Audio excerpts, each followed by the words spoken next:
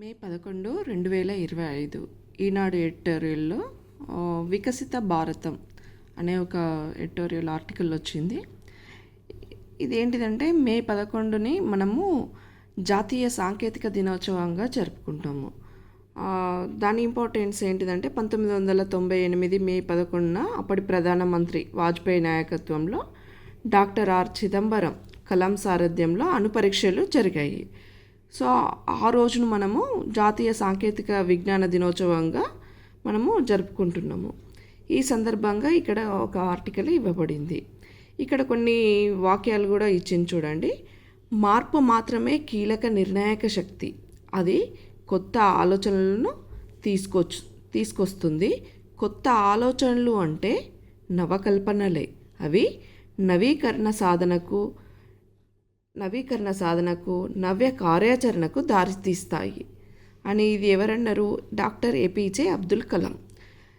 ఇట్లాంటి ఎందుకు మనము గుర్తుంచుకోవాలి అంటే, ఒక జనరల్ ఎస్సే మనము స్టార్ట్ చేసినప్పుడు ఎవరైనా ఒక మాటలతోటి కానీ ఫ్యాక్ట్ ఇన్ఫర్మేషన్ తోటి కానీ మనము స్టార్ట్ చేస్తే మంచి ఇంప్రెషన్ ఉంటుంది అన్నట్టు. ఇట్లాంటివి కోట్ చేసుకొని మనం ఒక దగ్గర పెట్టుకుంటే మనము కావాల్సిన అవసరమైన ఎస్ఐకి మనము ఇది వాడుకోవచ్చు.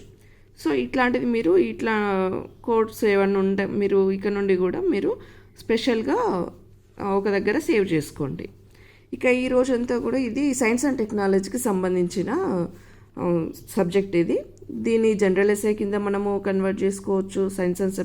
సైన్స్ అండ్ టెక్నాలజీ సబ్జెక్ట్లో 50 మార్క్స్ కింద మనకు వివిధ క్వశ్చన్స్ వస్తుంటాయి కదా రకరకాల, అట్లా కూడా మనము దీన్ని కన్వర్ట్ చేసుకోవచ్చు.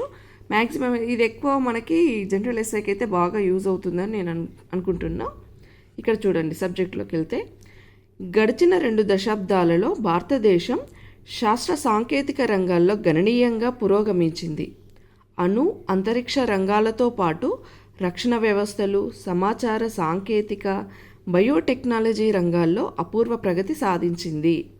రక్షణ రంగంలో క్షిపణులు, శత్రు క్షిపణుల నిరోధక వ్యవస్థలు, బ్రహ్మోస్, LCA యుద్ధ విమానం తయారీ భారత్ ప్రతిభకు ప్రతీకలుగా నిలుస్తున్నాయి.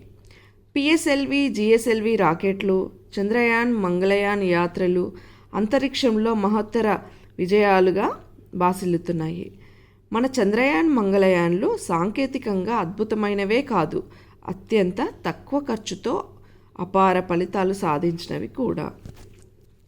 ఇక ఇవి ఎట్లా ఉపయోగపడుతున్నాయి అని చూసుకుంటే, ఇది దేనికోసము మనము ఈ జాతీయ సాంకేతిక విజ్ఞాన దినోత్సవం అంటే మే 11 అంటే మనం అణుపరీక్షలు జరిపిన రోజు అది. దానికి సంబంధించి ఇక్కడ మనం ఇస్తున్నారు. అణుశక్తి ఎందుకు అనేది అని చెప్పుకుంటే, అణుశక్తి రంగంలో కొత్త శిఖరాలకు దూసుకుపోవడానికి భారత్ సిద్ధంగా ఉంది. అధిక జనాభా కలిగిన మన దేశంలో విద్యుత్ అవసరాలు నానాటికి పెరిగిపోతున్నాయి. కర్బన ఉద్గారాలకు స్వస్తి చెప్పి సౌర, పవన తదితర పునరుత్పాదక ఇంధన వనరులకు మళ్లాలని భారత్ లక్షిస్తుంది. 2047 కల్లా అణు రియాక్టర్ల ద్వారా 100 గిగావాట్ల విద్యుత్ ఉత్పత్తికి పథకాలు అమలు చేస్తుంది. ఇది మనము బిట్ క్వశ్చన్ కింద కూడా మనము నోట్ చేసుకోవచ్చు. 2047 అనేది దీనే మనం వికసిత భారత్ అని కూడా మనం అంటాం. వికసిత భారత్ అంటే 2047 కల్లా అణు రియాక్టర్ల ద్వారా ఎంత ఉత్పత్తి సాధించాలనుకుంటుంది విద్యుత్ ఉత్పత్తి అంటే 100 గిగావాట్లు. దార్శనికుడు డాక్టర్ హోమీజే బాబా వేసిన పునాదిపై భారత అణు కార్యక్రమం దినసరి ప్రవర్ధమానమవుతుంది. విఖ్యాత గణిత భౌతిక శాస్త్రవేత్త పాల్ డిరాక్ శిష్యుడే ఈ బాబా. అణు విద్యుత్ శక్తిని పుష్కలంగా తయారు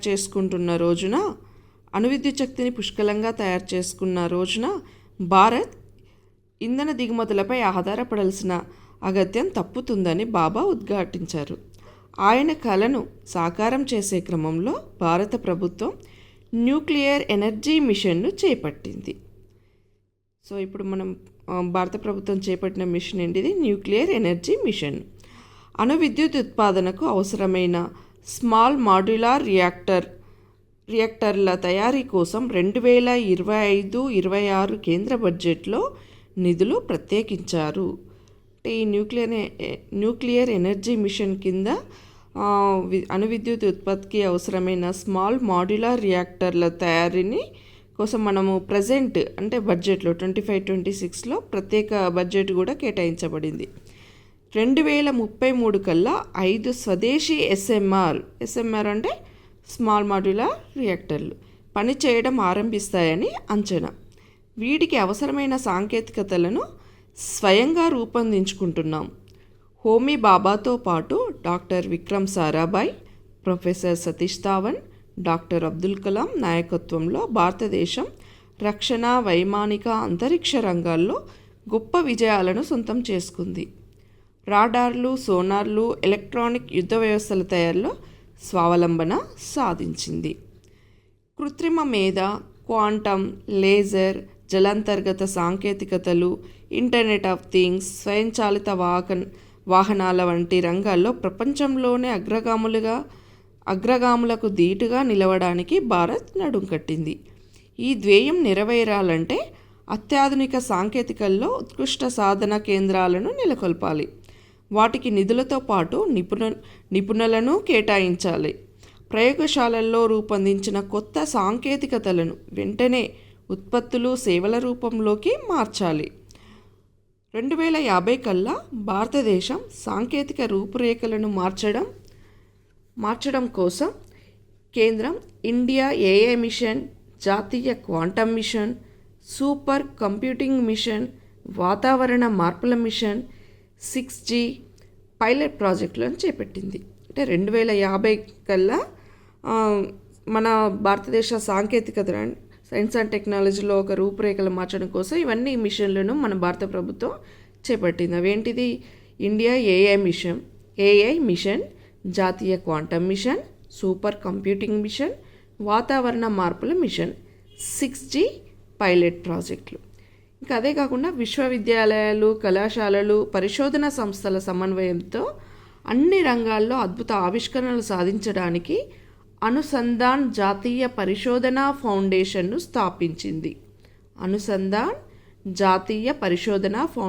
స్థాపించింది. డీప్ టెక్ అంకురాలను కేంద్రం పెద్ద ఎత్తున ప్రోత్సహించనుంది. వర్ధమాన దేశాల్లో పాలన, సమ్మిళిత అభివృద్ధి, పౌర సేవలకు డిజిటల్ పౌర మౌలిక వసతులను నెలకొల్పడానికి భారత్ చేయూతనిస్తుంది.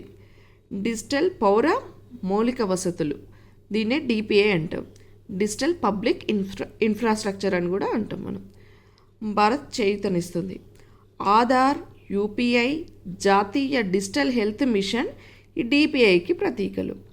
డిజిటల్ ఇండియా అమలులో తాను సాధించిన అనుభవ పరిజ్ఞానాలను వర్ధమాన దేశాలతో పంచుకోవడానికి భారత్ సిద్ధంగా ఉంది.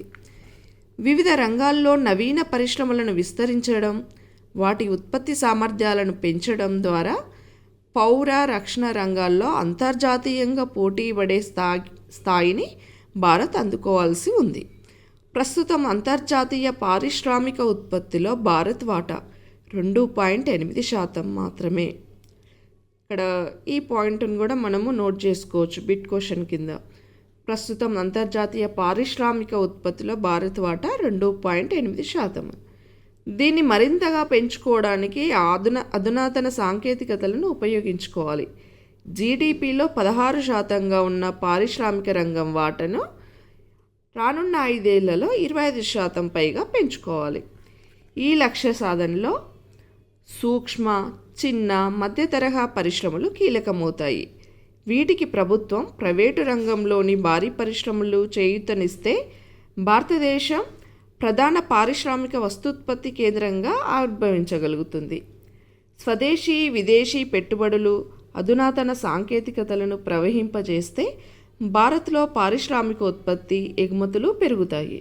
తద్వారా అధిక ఆర్థికాభివృద్ధి రేటు సాధ్యమవుతుంది. ఇందుకు కావాల్సింది దృఢ సంకల్పం.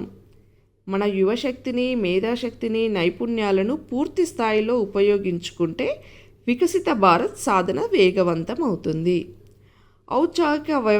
ఔత్సాహిక వ్యవస్థాపకులను ప్రోత్సహించడానికి కేంద్రం పలు చర్యలు తీసుకుంది.